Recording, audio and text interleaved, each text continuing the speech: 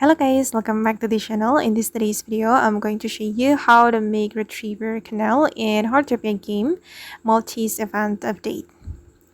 Okay, let's get into it guys. First of all, you need to have the recipe and you can buy the recipe from this exchange store. Go to the Puppy Gacha machine and open exchange store. And you can buy the Retriever Canele from here, this one. You need the Maltese tokens to buy it.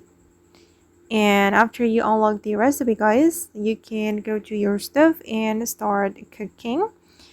I'm going to select the recipe, this one, Retriever Canele, and you need egg, milk, wheat, and also coffee bean. And I'm going to click on start cooking. Hold on, it's still loading. Alright, and I'm going to see the result. Yeah, I've just unlocked the Retriever Canele. Okay guys, and that's how we can make the Retriever Canele in Heartopia game Maltese event update. I hope this video will be useful for you. Thank you so much for watching and bye!